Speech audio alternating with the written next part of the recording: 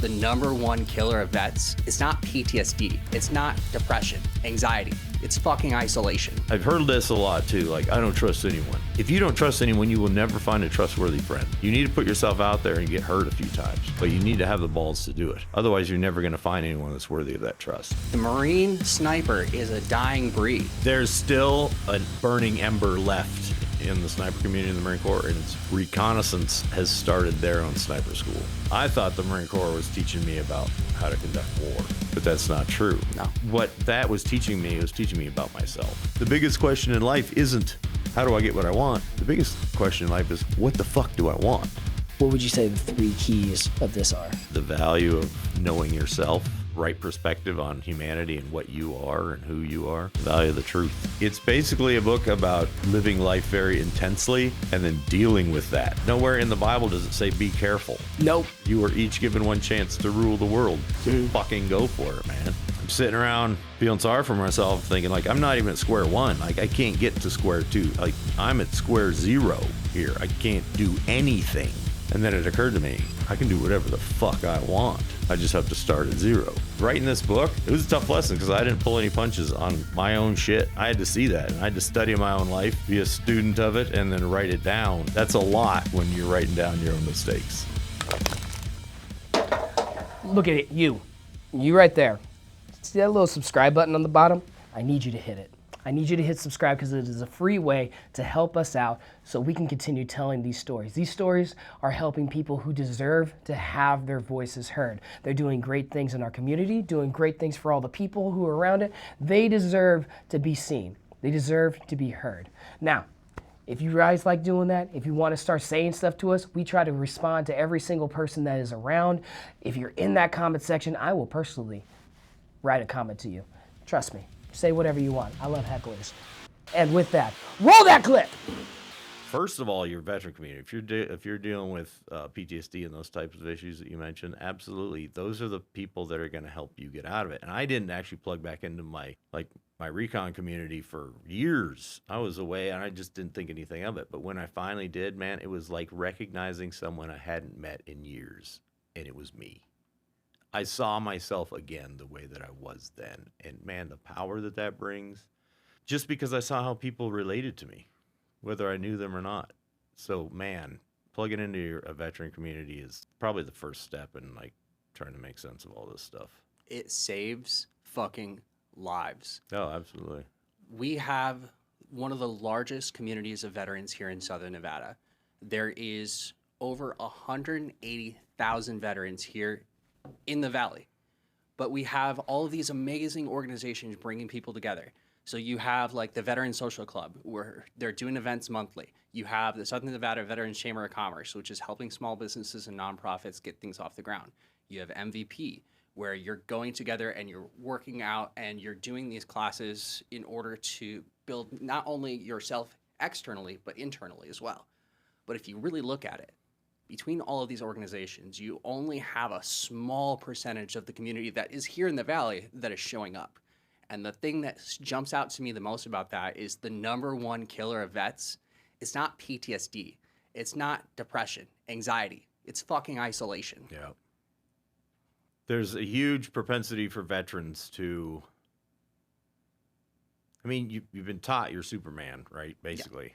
Yeah. And then, but that was within the context of your peers too. But then you're removed from that suddenly. And let me tell you a little secret. You're not Superman. You are much more than you were before that, for sure, especially if you've been to combat, and like the PTSD side is, that changes you. And everyone thinks that it like cripples them, but that's not true. Like, I like to say you're frustrated because you're trying to drive your golf cart along with all the other people driving their golf carts, and you're frustrated. You can't drive your golf cart very well. That's because you're a Formula One race car driver, and and it's pissing you off that you're now driving this stupid little golf cart. It's not because you're bad at life. You just have to like figure out how to apply those lessons in your day-to-day life now, and it's the lessons that you learned in stressors that. I mean, that's the kind of the apex of human experience, really, is combat with another human being. They're trying to kill you, and you're trying to kill them.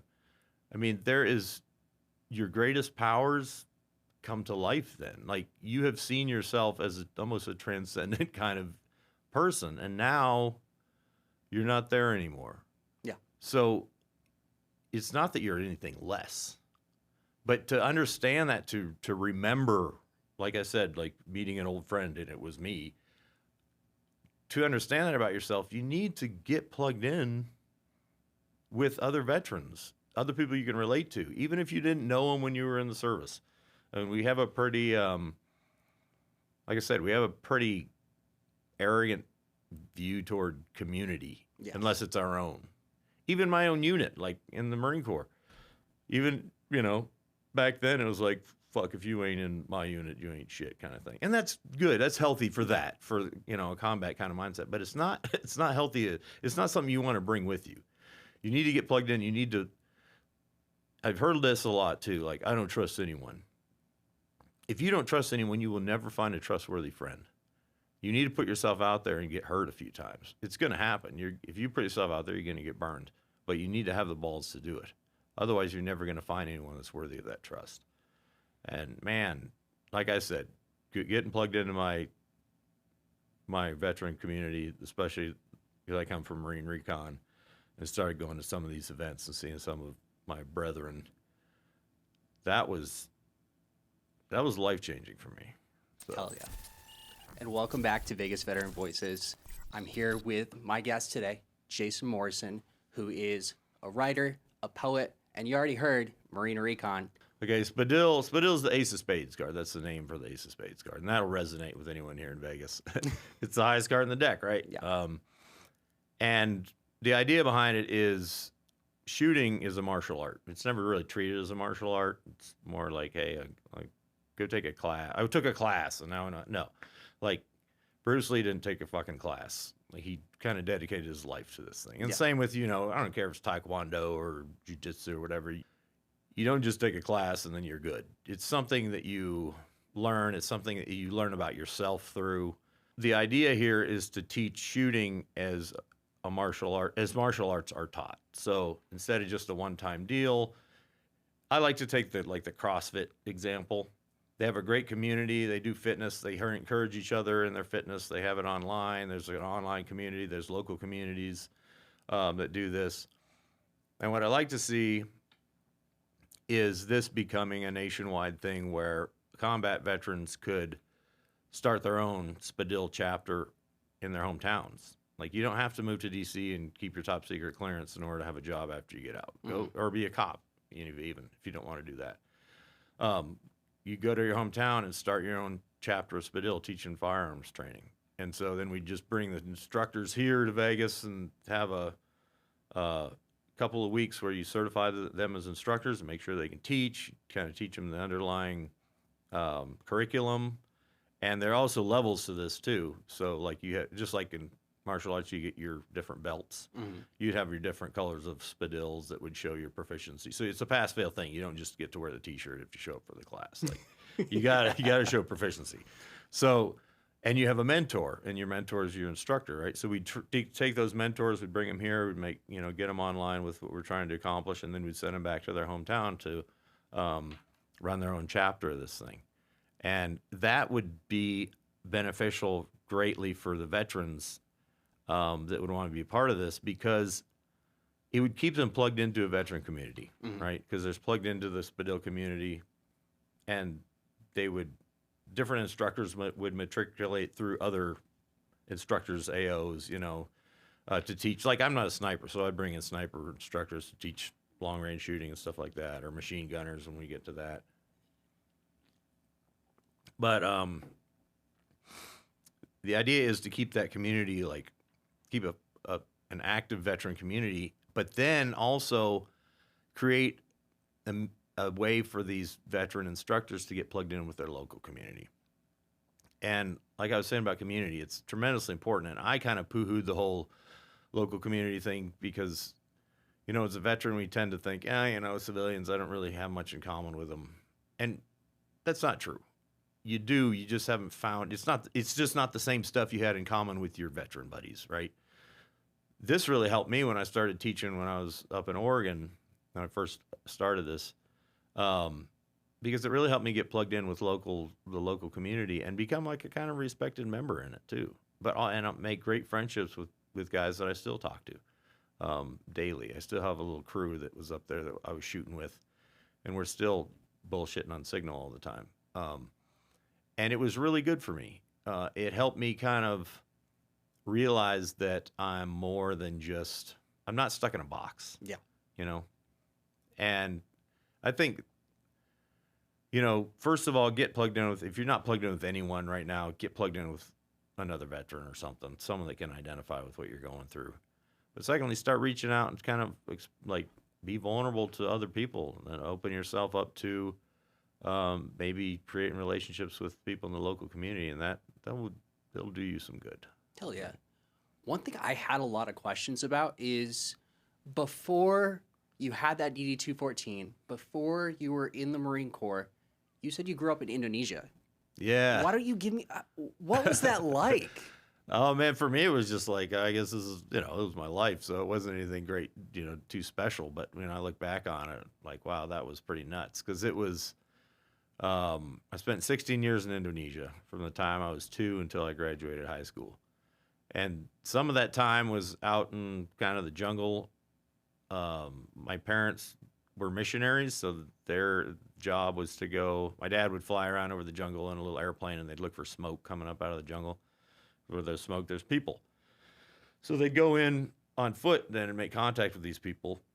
And these guys were like primitive, man. They'd never seen a white person before. They thought my dad was like an evil spirit and stuff. Yeah. All the women and children ran off into the jungle and didn't come back into the village while they were in the village the first time. Like, they're like pointing spears at them and stuff like that. So, this is a pretty neat way to grow up, seeing humanity in that stage, because that was us once.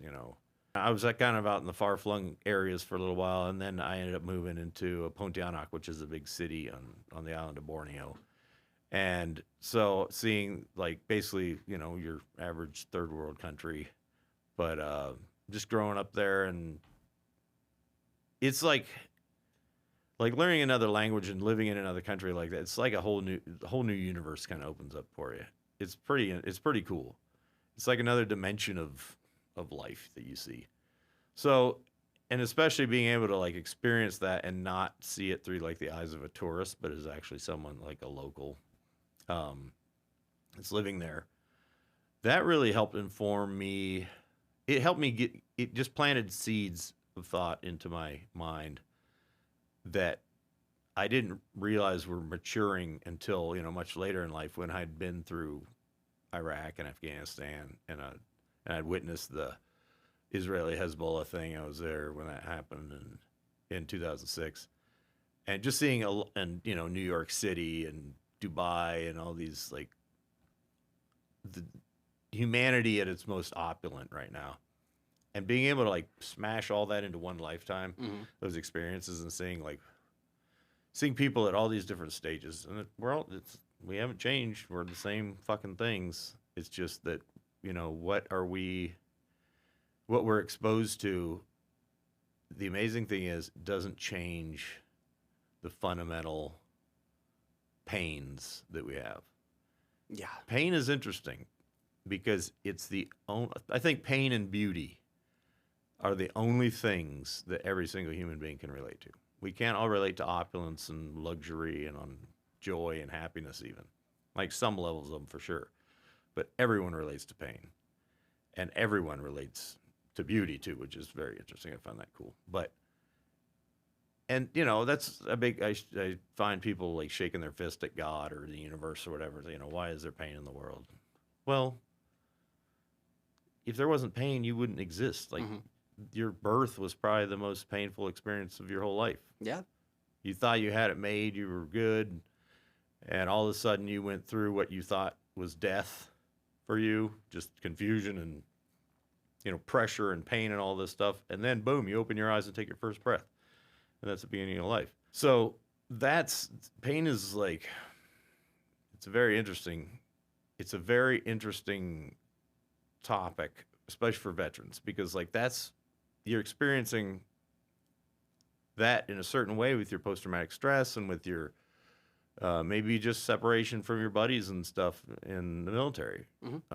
But that's a great medium for growth too. Yeah, it goes into the old time like yin and yang. You need beauty to have pain, but you need pain to have beauty. Yeah. You cannot appreciate when life is good if life is good all the fucking time.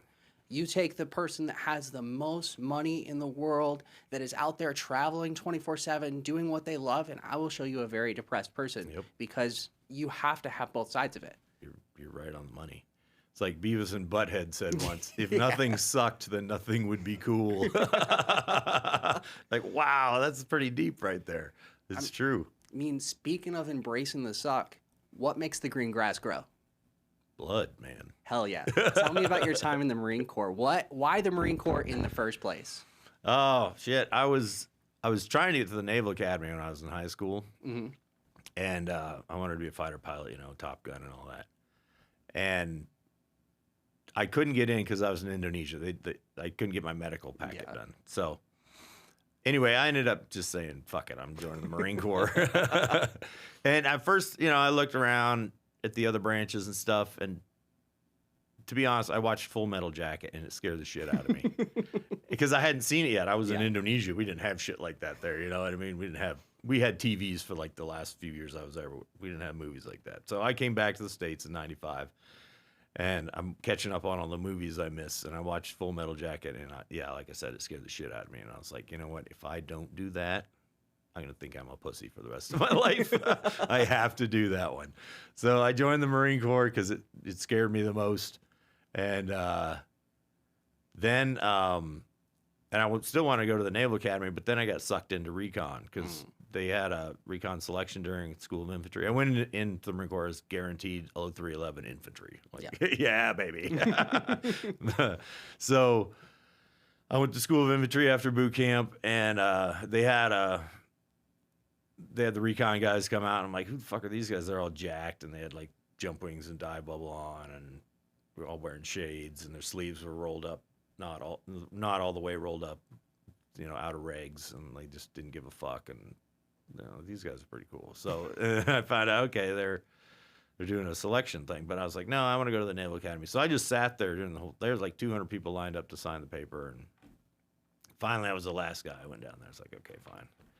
And I passed the indoc me, and like 4 other people passed out of that. And then out of that, I think only 2 of us actually made it into recon. But yeah, I'm glad I did though, man. That sucked me into the whole community for the next 8 years. I spent, 7.5 years. I did 2 enlistments. So I was in recon and force recon units my entire time there. And I loved it because it was, especially in the special operations world, it was the most immersive learning experience I could imagine. I was always going to a school or deployed or learning or something. There was never any downtime. It was, I remember going to free fall jump master school, and I was, I think, 24, and the next youngest guy was like 10 years older than me.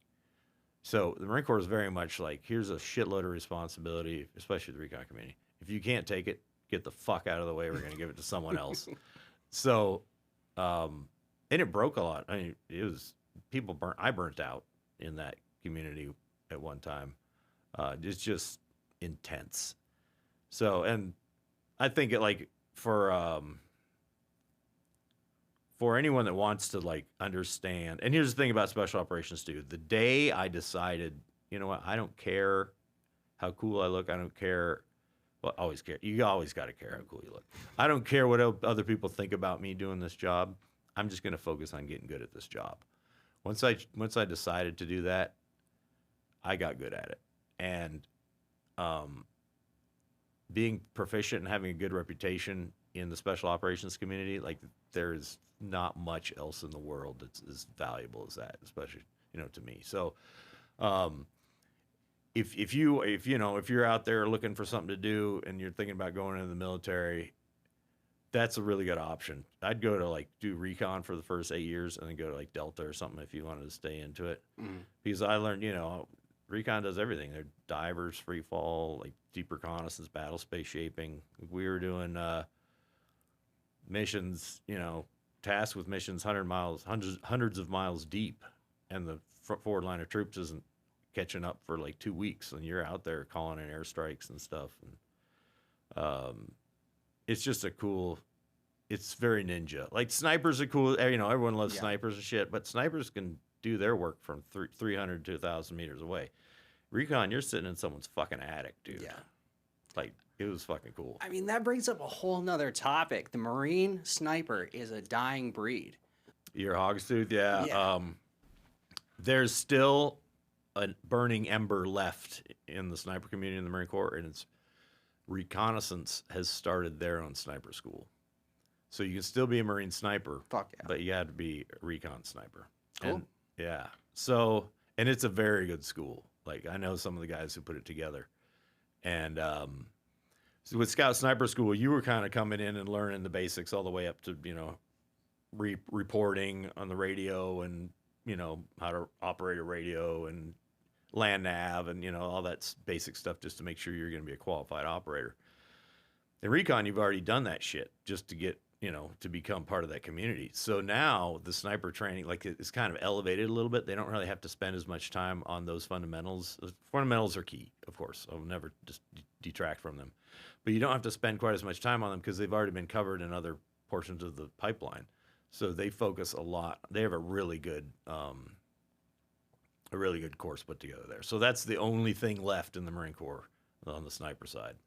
Now, from your time in Recon, I'm sure there's one life lesson that has stuck with you, that you've brought with you from everything that has shaped who you are today. What is that? Something I didn't understand for a long time. It was grueling, just as it is for any special operations unit to get into. The training, going through the training just to get there. And then the day-to-day, like, I remember when, like, first thing I learned when I got to Recon is the selection is every day selection. Like, selection's ongoing and continuous, so don't fuck up. Like, and the rigor, it never got easier, really. So, but it just gets easier to manage the pain, really. So, but what was all that about? Like, what were those, unknown distance ruck runs and all this other stuff and long fins and stuff at night and just thrashing and constant agony? What was that about? And I came to understand it years later that I thought the Marine Corps was teaching me about how to conduct war. But that's not true. No. Anyone can operate a radio or call in an airstrike. You can teach anyone to do that, really. You can even teach CQB. CQB is an algorithm, right? Open door front, closed door right, long hallway left. Okay, what do I do in that situation? Oh, it's an algorithm. I do this, that, this, that. You can teach anyone that algorithm. What that was teaching me, it was teaching me about myself. It was teaching me who I am, like, what do I live in? What is this body and this mind capable of doing? And when you begin to understand that about yourself, I remember we took a break and we were out deep sea fishing off the coast of San Diego. And I'm looking at the shore, it's like 15 miles away. And it just occurred to me, like, how could anyone drown if they fell off the boat out here? Like, you can see the shore. Mm-hmm. I mean, that's the kind of conditioning my mind had gotten itself to. Is like, the impossible isn't that big of a deal, really. So, and that lesson has stayed with me throughout my life, and it's true that pain, again, back to pain is how you learn, and pain is how you learn about yourself, because you see yourself going through things that most people don't go through, especially in that environment. And you start to understand about yourself that I'm capable of doing this. This isn't as big of a deal as I thought it was. It hurts, but learning how to manage that pain and being able to tap into what I'm capable of doing, it showed me something. And then I got out and, I had my bouts of PTSD and divorce and all the life things, losing your job and all that shit. Shit like bankruptcy and shit that really hurts in life. And I stopped myself midway through this and realized this is the same damn thing. It's just a different battlefield. I'm going through great pain, but I can have a purpose for, like, I can use it, or I can just feel it. Yeah. It goes back to being a child. You don't learn anything without pain. Yep. The only way to learn not to touch something hot is by burning your fucking hand. Yep. The only way not to learn to drown yourself is by getting close. Like, to having those aches and pains is growth. That's movement. And when we get back from this brief break, we're going to dive a little bit deeper into this, but I really want to hear about your book, and I want you to tell this other Marine that has just shown up all about it. All right. I'm happy to, man. Appreciate it. This segment is supported by Spec Ops Water. So Spec Ops Water is built by the movers and shakers of the industry. It's military, first responders, police, and every single can, 25 cents, is donated to first responders and veteran nonprofits that are vetted and about the cause. So thank you again to Spec Ops Water. We really appreciate you. Cheers. Cheers.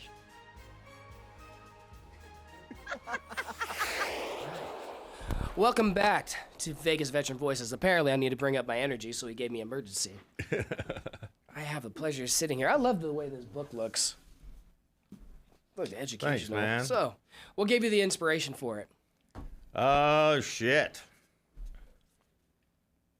We were just talking about this, a lot of pain, actually. I don't know. It looks like when you go into like a lawyer's house and he just has like all those things up there. It's like, that's just Oh, the agony. cover itself? Cover that's itself. actually, so finally somehow home. That's kind of the point of the cover, is to make it look like this book's been on a long journey, right? Well, it has. Yeah, and it has. And that's kind of the point. That's the story in the book, is the long journey. It's actually a picture of the cover of my old Bible that I used to haul around with me and just beat the hell out of when I was, on deployments and stuff. I always brought it with me. So, yeah, man, it's a bruised and beaten, battered story. I always say, like, a Bible that's not beat up is never used. Yeah, Like, right. Mine is literally, I have tape over everything, right? And every other year I have to like change it up. I was just giving a sermon on the way here. I was driving here, and a friend of mine's like, I've been hitting up the book of Job recently. I love the book of Job. Dude, that's a Job good and one. Ecclesiastes are my top books, right? Well, which I think you understand why, right? Oh, Because yeah. the entire purpose is like, you just need to trust and go through the rough parts of life, right? And I just gave her all the little cuts down because she's like, I don't understand Job. I was like, how do you not understand Job? Oh, dude, the best part of Job was Elihu, Elihu. the His fourth friend. guy. Yeah. The guy who wasn't, God didn't even call him out. He was the kid. Yeah, he was Yeah. the young guy. That guy, he's got some shit to say, man. I just like how he opened up. He was like, I waited for all you old fucks to talk. Yeah, I'm getting in here now. I fucking love that shit. Yeah, that was good. That was a good version. I just liked reading it, and I was just getting into it and kind of explaining it to her because she's in a Bible study talking about it. But when you read things like that, the point is the suffering creates everything, right? Absolutely. I always talk, and I was trying to explain this because I'm surrounded by a lot of people that talk about karmic energy, like karma, and like you do good things and good things happen to you, and bad things and bad things. That's not reality. Yeah. The reality is, you should just do good because it's what you should be doing. Whatever happens later on. Good. We see a shitty people thriving nowadays, but that doesn't affect us. How we do things is how we do things. There's that old Greek proverb that says a society becomes great when its elders plant trees that they know they'll never rest in the shade. Huh. Right? And Yeah. that's how we should be living our life in the first place. And a lot of times we're going through the suffering, we're planting, we're doing all the work, but we might not even see the fruit. But that's not the point. Yeah. Well, the other thing, the flip side of that is all the dumb shit you do in life, like that, it's baked in. If you do stupid shit, you win stupid prizes. That's just how it works. Mm-hmm. And the other part of that too is like, you don't become a guy loading shipping containers full of kids. Just, oh yeah, I'll do that. It's a slow digression into this. Like, you do something shitty, you watch yourself do something shitty, right? When you do, accept you it watch almost. everything you do. And when you do something shitty, you're like, yeah, that was fucked up. And then but you've already done that and you know you're capable of that. So the next shitty thing isn't that big of a deal. And you end up letting yourself become this horrible fucking person. And that eats you alive. That's what kills you because it's distracting you. Now you know what a fucking scumbag you are, and that distracts you from the beauty of life that you could otherwise be living, right? Exactly. That's what it does. Like death is death within life. Whatever distracts you from life is death. So whatever distracts you from the amazing wonder of what this life is, that's death. And that usually comes from doing stupid shit. Like the Bible is like, you see it however you want. It's a 3,500-year ancient manuscript, right? It's also a fucking life hack. It really is. Because Like, it's don't fuck your neighbor's wife. You know, that's one of the 10 Commandments, right? number one. Like, if you do that, is that good for your kids? Is that good for your wife? Is that good for the family? Now you've just made this whole fucking turmoil in your life that you didn't need. Don't do shit like that. It'll ruin your life. Like, that's duh. It's like people look at that book mystically all the time. Like, no, just look at it the way it is, man. Yeah. I mean, it's a lot. I think it's a lot more than just an instruction manual, but it is. If that's all you take it as, it's a great instruction manual. It's a great life hack. It really is. And like I was always saying, like if you really read it, none of the patriarchs of that book have had a perfect life. No one was perfect. Everyone's screwed. The closest I would think is Daniel, and he was a freaking eunuch. They got cut off. He didn't even have a chance. He had no chance. He was born into it. He was just like, I'm doing this. That's it, right? But everyone else is like just nonstop mistakes and going back. Yeah. The entire time, and it's. The way I like to read, when I wrote my book, I kept trying to point out the fact that I am not a perfect man. Yeah. I have made mistakes. I have made a lot of problems, and these are the lessons that I'm coming from them because I want my kids to have it. That's one of the good things I can thank Michaela for forcing me to write this book was simply because I have something to give my kids to show them that I'm not a perfect man. I've made plenty of mistakes, but with those mistakes, I've learned from them, and I'm trying to use them to make their life better. Absolutely, man. And that's what every parent wants for their kids, to have it better than they did. So, yeah, exactly. I know that's one of the main reasons I wrote my book as well. So back to your question of what was the inspiration, a lot of it was that. I want my kids to know who I really am. You know? So, but I also want to like shine the light back on the trail for people that are going down the same path as me, and just like, hey, you know, this is a landmine. Just be aware of it. Be careful, you know, understand what you believe, because your beliefs, a lot of that affects your life. It does. It affects how you act every day, and how you act affects, again, like we were saying, you can either build and build on what you've given, which is, what is the greatest gift that we know of? Life, man. And you can build on that and enjoy it, and give yourself a life that's, I mean, shit happens. It just does. But you have some say in who it is that you are. Like a lot of, and even myself, I spend a lot of time, not maybe on purpose, but just with this question of like, okay, what is other people's perception of me? And that's an important question. But the most important one is, what is your perception of you? That's true. Because you know all the shit you've done, man. No one else does. What is your perception of you? That's the most important one. And writing this book, man, it was a tough lesson, because I didn't pull any punches on my own shit. And so I had to see that, and I had to study my own life, be a student of it, and then write it down and read what I'd written down. And that's a lot when you're writing down your own mistakes. I know. But like you said, man, it's when we were just talking about pain and beauty, like, that's how you learn. You watch yourself go through stuff. When you're going through a divorce or something, you got to be down in the weeds on it, but zoom out. Watch yourself go through this. Watch yourself so that you can guide yourself through from a 30,000-foot view. You can do that. You can zoom out and watch.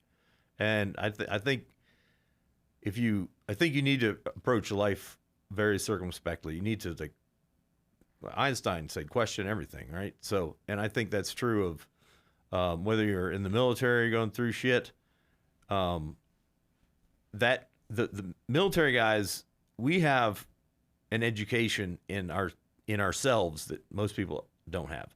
Most people go to school and they gain knowledge or whatever from, go to university instead of going to, or both. But when you go through like trying circumstances like combat, you end up learning more about you. You're learning about what's this beast that I live in? What can it do? What can it do? What's its strengths? What's its weaknesses?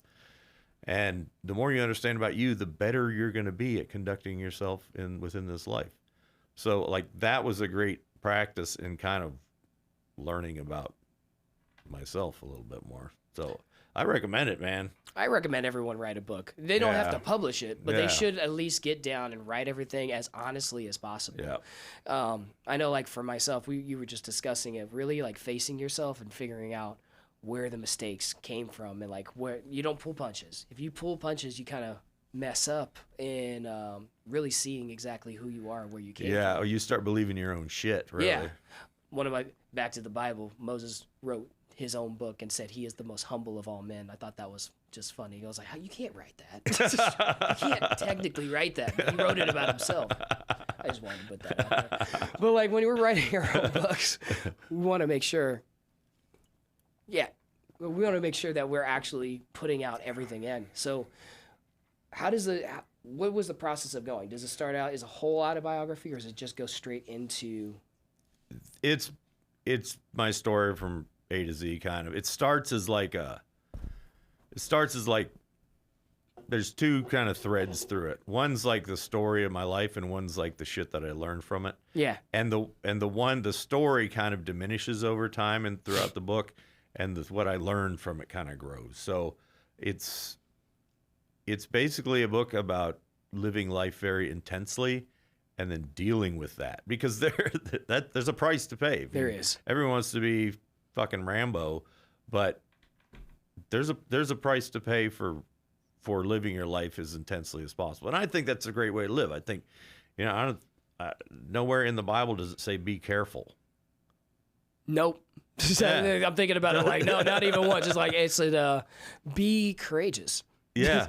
Not Strong never and be courageous. careful. Yeah. So, and I think, man, you got one shot. So you are each given one chance to rule the world. So fucking go for it, man.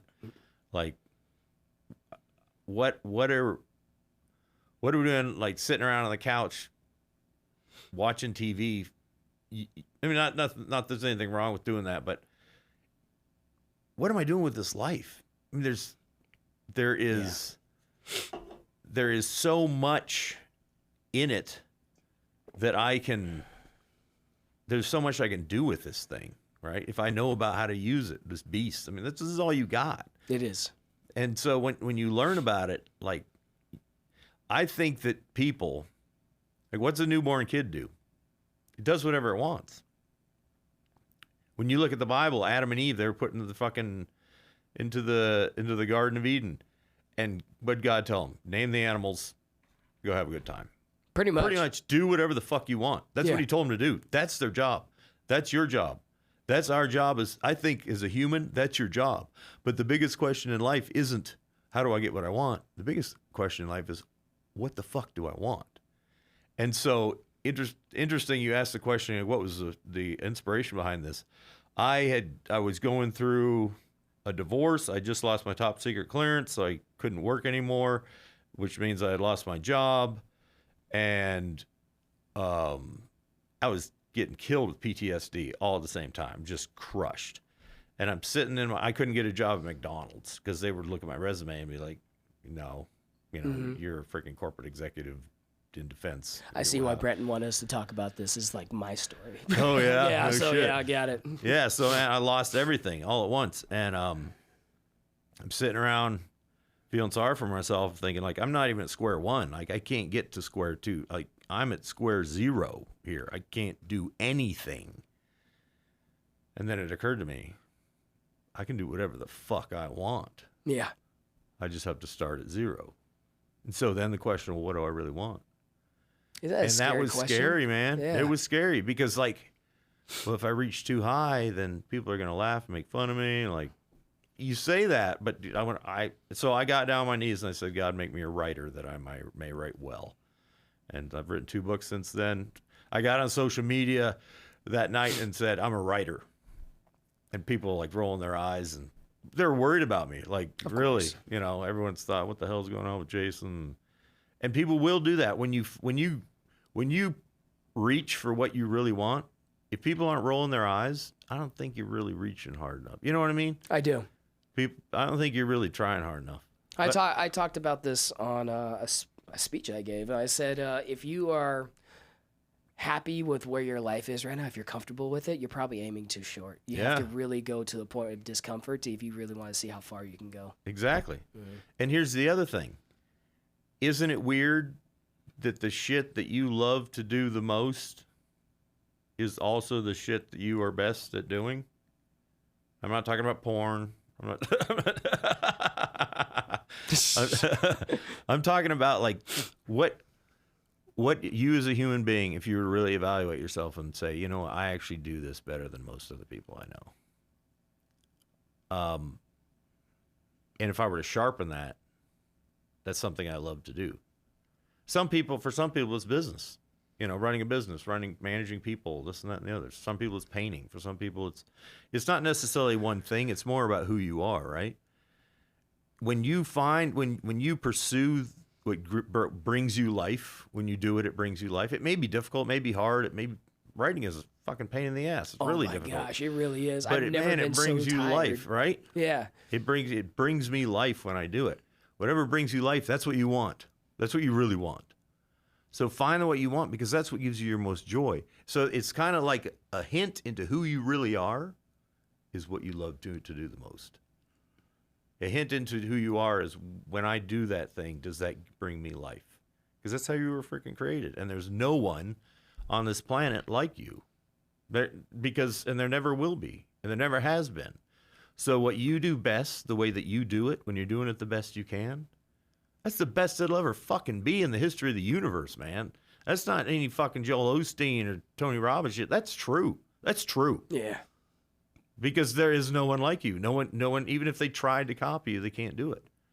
So quit fucking copying everyone. Just do you, man. Really, do you. Like Shakespeare. If Shakespeare had written as all his heroes did, we wouldn't know who the fuck that guy is. No. He wrote the way he wrote. So and it was controversial back in the day, too, the way he wrote. Yeah. Yep.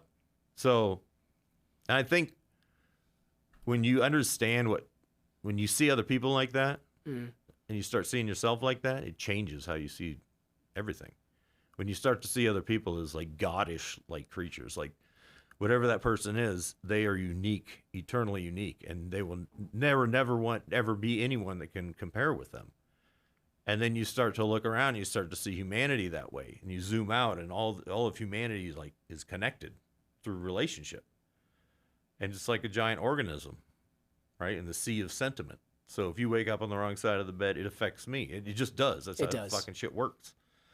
Then you start to see humanity that way, and then you take a look back at this most salient problems that we have in society. You know, you name them, whatever they are. It's bullshit. Because when you really understand what humanity is, you start to see other people the way that you're supposed to, the way that you see them. You know, so like, it gives things a lot more sense. The things that like everyone's arguing about right now on the news or whatever it may be, as far as society's greatest struggles, you know, when you really see what humanity is, it kind of unravels a lot of those, I think. I agree. Yeah. So I know I'm going to ask you some questions my editor asked me when it was coming to the book. Who is this book you think is written for? Like who's it aimed at? Like who's going to get the most out of it when they pick it up? Anyone who's been through any pain or trauma in life. Anyone? And it's not one of these, don't worry, it's not one of these like self-help books. It's not, it's just, I walked through my life and I'll just say anyone who's had intensity in their life. It doesn't necessarily have to be pain or whatever, but anyone who's had any intensity in their life would relate well to this story. A lot of veterans, you know, I had a lot of success with veterans reading it lately. But I gave it to I'm a bartender, so I gave it to one of my regulars to read, and she read it, and she came back in a week later and said, "Holy shit. I was not ready, Jason. I was not ready for that." She read this in a week? Yeah, well, she's a fast reader. Yeah, she's one of those super readers. But so I think it's for everyone. It's not just for veterans. It's for It's going to and we've call all- them the most. Yeah, I get it. we've all encountered pain in our lives. So I think it's for a lot of people. Maybe like not it. everyone, but What are the three key points of the book? I know for mine it's like power of the pivot, adaptation, and things like that. What would you say the three keys of this are? probably the value of knowing yourself, the value of a right perspective on humanity and what you are and who you are, and the value of the truth. Freaking awesome. I need to get a copy of this book. Well, there you go, man. Awesome. You I'm read definitely that one. going to check it out. Now, wanted to talk about Spad Life a little bit. Spadil. Spadil. Spad Life. I read that wrong. Spadil. Okay. Well, tell me a little bit about it. Okay, so essentially, I'm kind of in the throes of building this into something that will be, it has a lot of different whys to it. But the main one, I think, is, when you get out of the military, it's really hard to get plugged into a good job sometimes. Yeah. And a lot of guys get out and they end up freaking Walmart or whatever, or they become a cop or whatever. That's great. But or they have to go to DC and, work in the defense contracting industry, and that's fine too. But if you want to go back to your hometown and pick up where you left off, this is a great way to do it. And that is, I compare it to CrossFit. Like, you can go to CrossFit and get certified as an instructor, and then you can go anywhere you want and start your CrossFit gym. So it's the same type of thing. It's just for shooting. So there's a veteran community around it, which is all the instructors. And then there's a local community that you plug into. And basically I would like to provide like boilerplate, all the marketing materials. I would like to provide all the, financial stuff, all the business side of it. I'd undertake that burden as like in the headquarters, whatever you want to call it. So the instructors can just focus on teaching and shooting, right? So they aren't having to run and manage a corporation, a small business while doing that. But essentially they own their own part of it, you know what I mean? Or at least I'm still working out how that would look. But basically set up a framework wherein a special operations guy with combat experience can just go wherever he wants and start a job for himself and make a living and do what he loves doing, knows how to do it, and also have a positive impact on the community. And when we have the Second Amendment, why not get our population up to speed on how to properly use firearms, right? And I think this would be a great way to do that. Just a low cost, like a subscription kind of thing, just like a gym membership. But you're going to the range instead of going to the gym. I like that, because a lot of people have weird misconceptions when it comes to firearms. They forget it's just a tool. It's a tool like this microphone or a hammer or anything else. It's all about the person who holds it and uses it, right? I have a friend named Lana. She cried the first time she fired. She's probably going to kill me for saying that on here, but that's fine. But yeah, she told me she had, because the amount of power in her hands, but she doesn't realize it's you. You're the power. This is a tool, right? Anything could be made a weapon, and you can utilize it. But understanding its power and respecting its power and understanding when it's used, especially like you said, the Second Amendment right. The Second Amendment right protects our First Amendment right, which means that we can sit here and talk about whatever we can, and no one can say anything because I don't know. I think the guy working the sound right now probably has a couple guns on him. Pretty hope so, right? Brazil. Anyway. No, that's good. But, it's something that needs to be educated, because there's a lot of misconceptions when it comes to firearms and comes to personal protection generally. I teach personal protection for people all the time. I've had students say, I just don't feel like I would do that. They don't have that level of wherewithal or resiliency in order to actually go through, which Which sounds like your book and everything else has to do with resiliency. No, very much. Self-defense, firearms, all that stuff is all the same thing. And I think if they understood how resilient they actually are, they would be able to understand why it's good to protect those things. Yeah, absolutely. Yeah. And you know, even if I do want to start it as something that kind of starts from the ground up. Just like if you go to the Marine Corps, it doesn't matter if you were a friggin' Olympic shooter before you went to the Marine Corps. You're still going through the freaking KD course, and you're still learning how to shoot. And that's good because then everyone's on the same page. Everyone has the same foundation. Everyone understands it from the ground up, and all the myth of it kind of disappears, right? Because you understand what it really is. You understand the functions of everything. And if you're uncomfortable with shooting, then don't. But if you are curious about it, this would be a great place to learn from the ground up and have someone mentor you through all the way up to as far as you want to go with it. Because there will be belts in it, like not belts. They're different colors of spadils, but the same as like getting a belt. You get a purple belt or whatever, and jiu-jitsu or whatever, then it's the same thing. Once you pass certain levels of proficiency, it's a pass-fail thing, then you get awarded that level of spadil. So, and there'd be different ones. It'd be long-range shooting, You can't teach everything in this, but you can teach a lot. You can teach the fundamentals and anything else that comes after, but it takes time. It takes discipline and like actual willingness to go through the courses, because I know long range shooting, I always wanted to get into it. I know that's a lot. Yeah. That's a lot of math. It's a lot of sitting there and understanding how to do it. I would love it. You just need the time. Yeah. And so it's a means by which you can kind of go whenever you have the time. And we'll see where it goes. I'm still working on it, like I said, but I'll keep you guys posted if it kicks off in anything. But yeah, hoping to get some funding for it and be able to put something together on that pretty soon. So. Absolutely. Yeah, that sounds great. So before we end, is there anything that you want to finish off or anything else that you want to let everyone know?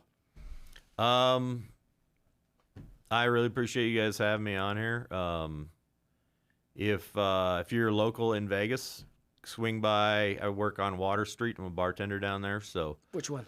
Wine on Water Street. Oh, Wine on Water Street. It's not just a wine bar. It's also a craft cocktail lounge kind of place. So come by. I'll make you a badass cocktail or pour you a good glass of wine. But it'd be fun to shoot the shit with you. Seriously, come by Friday, Saturday, and Sunday nights, and I'm there. So, and I'd like to connect with more Vegas veterans too, very much. Really, I just moved here a year ago, and I fucking love it here. I love the attitude of the people here. I love that there's a lot of veterans in this community, and man, if you need someone to talk to or whatever, swing by. I'll pour you a drink, and we can bullshit at the bar. Absolutely, because. We were talking about earlier, that's connection is how this whole humanity thing works. So don't give that up. That's your greatest power. So as a veteran, like trying to come through some hard times or whatever, reestablish those connections, especially with other veterans, because they can relate well to you. But and I'm here if anyone, like I said, swing by. I'll pour you a drink. I have another book called The Perfect Fucking Life. That's more of like poetry and short stories and stuff like that. Things that I thought of while I was going through the hardest times in my life that helped guide me through those things.